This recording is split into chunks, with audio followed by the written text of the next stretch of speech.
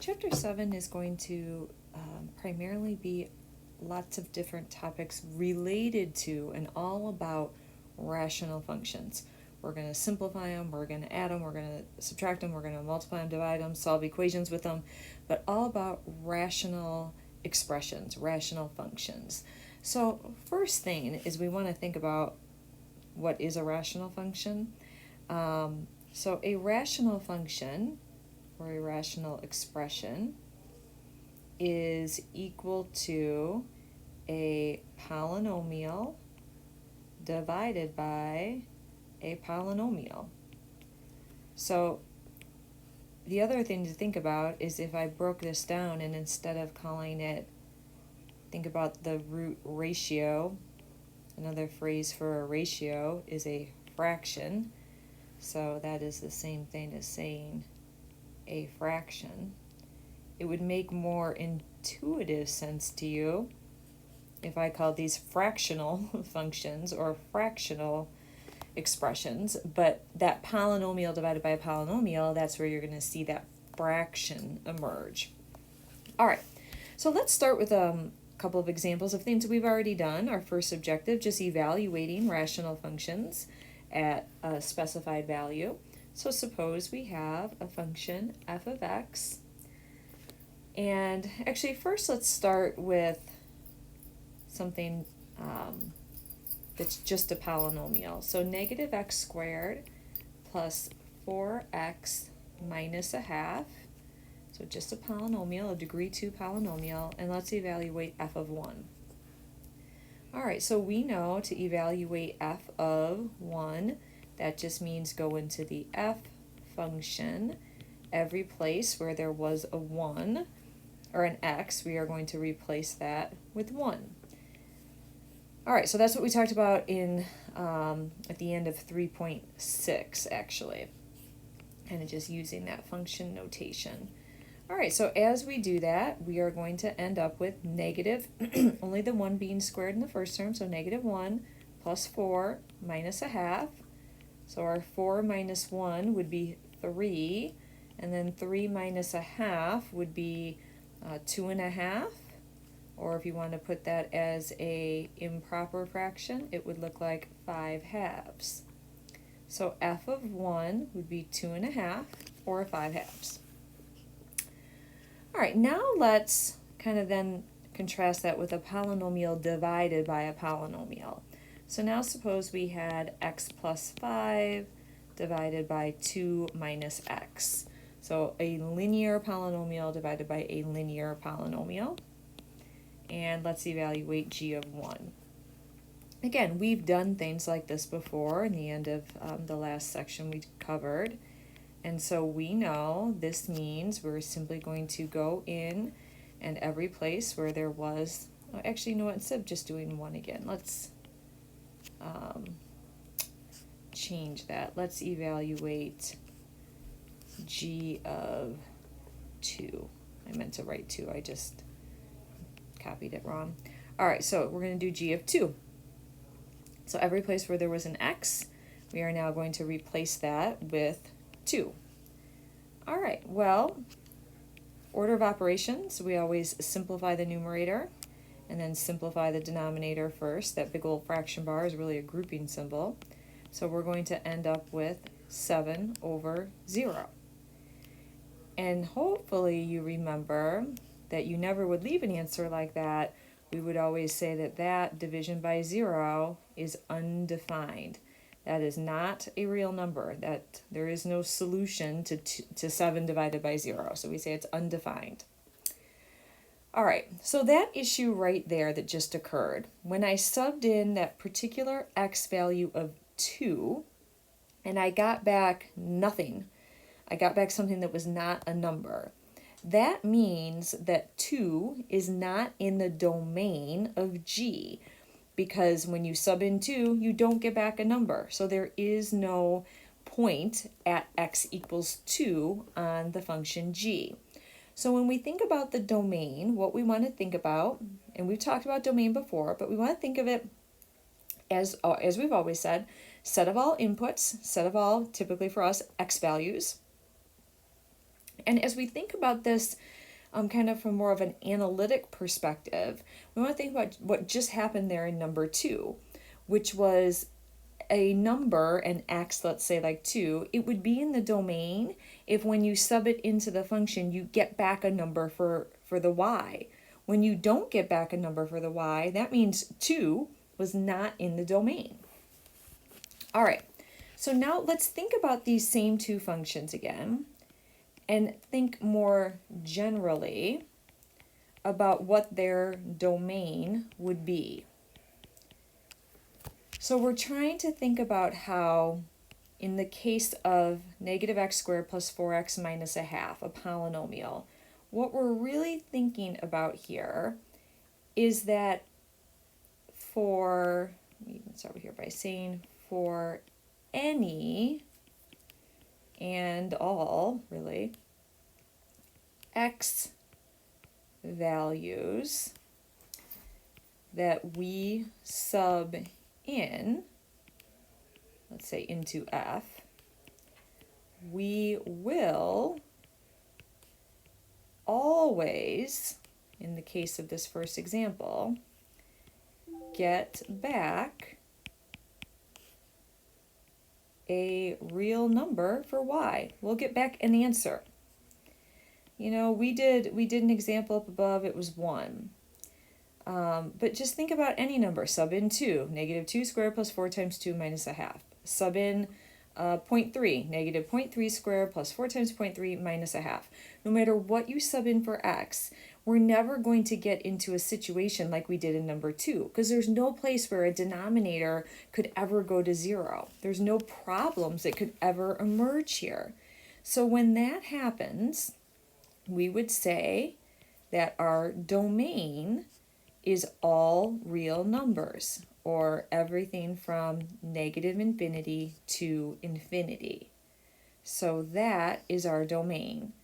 And that's always the domain of a polynomial function, because polynomials never have any issues where like a denominator could go to 0 and give us a potential of a no solution or an undefined answer. So domain here, all real numbers. However, when we think about g, so think about, and we just did the example really that involved the problem point, if you will. So the x plus 5 over 2 minus x. So in this situation, if we were to kind of think about this, we just discovered from up above the one and only, put an arrow here, situation that is going to result in a undefined or kind of a no solution type of answer. So in this situation, we could say something, kind of just think to ourselves, any x except for that one that we just discovered, x equals 2, will give us a real number for y. So as we just kind of look at that function and look at what we did in number 2, it's every x is fine except for x equals 2. We just discovered that that gives us this no solution case. So this then tells us that we have a restricted domain here, restricted by just one number. So there's a couple of ways that we could and need to be able to write that. Probably the quickest one is in set builder, which is to say domain is the set of all x such that x is not equal to 2. So that could be our domain. Or in interval notation, we would say it's everything from negative infinity up to 2 with a parenthesis, and then either this union symbol or you can just use a comma. Everything from, again, open parenthesis 2 to infinity. So when you end that first interval at 2 with a parenthesis, and then start the second interval right again at 2 with a parenthesis, that's how you throw out x equals 2 using interval notation. So that is our domain here. It's either everything except for 2, so the set of all x such that x is not equal to 2, or in interval notation, negative infinity to 2, union 2 to infinity. All right, so that's just kind of thinking about that one particular example. Now let's sort of generalize what the issue was. So the issue was the problem point came from when the denominator went to 0. That's what we're kind of working ourselves into. Sometimes everything's fine, like in number 1 with polynomials. Sometimes if there's a denominator, like in a lot of our rational functions, there may be something that we could sub in for y that would end up giving us a no solution and undefined result, and then that means that x value is not in the domain. So that leads us to our steps to find the domain of a rational function. So this is our kind of second, I guess I would say maybe major objective here, is to be able to identify domains of rational functions. So essentially we are going to look for the problems. So step 1 says set the denominator equal to 0 and solve for x. So this is find the problems, those numbers that make our denominator 0. And then the second step is the domain is to throw out the problems. So let's look at example 1 here. F of x is equal to x minus 3, a polynomial, a linear polynomial, divided by a quadratic or a degree 2 polynomial, x squared minus 6x minus 27. Okay, so most things will be fine. Sub in 0. You would get negative 3 over negative 27, or you can reduce it to 1/9. Sub in anything, and most of the time you're going to be fine. But there is a possibility that there could be problems that we have to throw out. So we are going to start with step 1, looking for the problems. So we are going to, again, we don't care about the numerator. Let's point that out. 0 divided by something is okay. I could sub in 3 and I'd have 0 in the numerator, and then a non-zero number in the denominator, and so 0 divided by a number that's not 0 is 0, and that's okay. So it's only the denominator going to 0 that we want to find. So what we're going to do here is we are going to do step 1, which is find the problems. Find the ones that make the denominator 0. All right, here's a little quadratic equation. We got everything on one side equal to 0. Remember, 0 product property. Now we want to factor. So remember your factoring when you have a lead coefficient of 1, a good old 1x squared polynomial. You can factor this one in one step. If you can find two numbers that give you a product of negative 27 and a sum of negative 6. And in this case, your two numbers would be a minus 9 and a plus 3. You can always multiply it back out to check, and you would see you get that same original polynomial. So once you get it as a product equal to 0, you can set each factor equal to 0 and solve. So setting x minus 9 equal to 0 and then adding 9, you get x is 9. Setting x plus 3 equal to 0 and subtracting 3, you get x equals negative 3. Remember, these are our problems. Now we have to throw the problems out. So step 2 is now kind of writing our final answer, is to throw out the problems. So our final answer, written a couple of different ways, with set builder, set of all x, such that x is not equal to, throw out negative 3, comma, x is not equal to, throw out 9. So that is one way to write our domain. Or with interval notation, everything from negative infinity up to the first number we have to throw out is negative 3.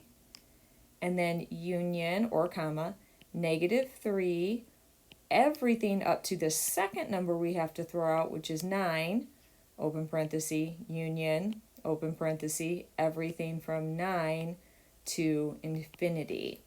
So either of these representations for your domain would be okay. So this is the idea of how we find the domain of a rational function. We look at all the problems, all the places where the denominator could go to 0, and then we throw those out of our domain. All right, let's look at one more here to wrap up this topic, this video. Number 2, let's say I have G is x over x squared plus 4. All right, feels pretty similar, right? I have a polynomial divided by a polynomial. I have a potential for problems if there is a denominator, and I could maybe set it equal to 0. So my first step is to, again, find those problems. Well, this is a little interesting because in this case, I can't factor this. So I want you to note here that this is a polynomial that we would call prime. So we can't factor it, meaning I can't factor and then set each factor equal to 0. So what if I thought of it as subtracting the 4 and getting x squared equals -4?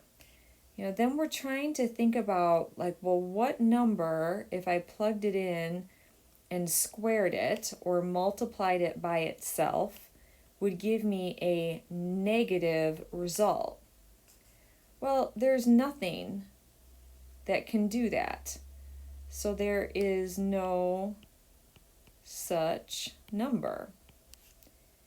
You could also look back at the original x squared, think to yourself, oh, when I square something, it'll never be negative anymore. It'll basically be positive or maybe 0. But I have a non-negative number plus 4. Well, that can't ever equal 0. So in this case, when I was looking to find the problems, I found out there was no such number, meaning no problems. There's no problems to throw out in this case. So there are no problems to throw out. So there are no values, meaning problems, that's how I've been referring to them, no problems to throw out. So if there's nothing to throw out, then that means that our domain is going to be all real numbers. So either just written out in words or interval notation, everything from -infinity to infinity. So not every polynomial in a denominator will give you something in the end that you have to throw out. Most of the time you'll have things to throw out, like a number 1, but not always. All right, when we come back next time, we're going to take a look at the second, or maybe I'm on to the third, the objectives of this section, which are simplifying these rational expressions. We'll look at that next time.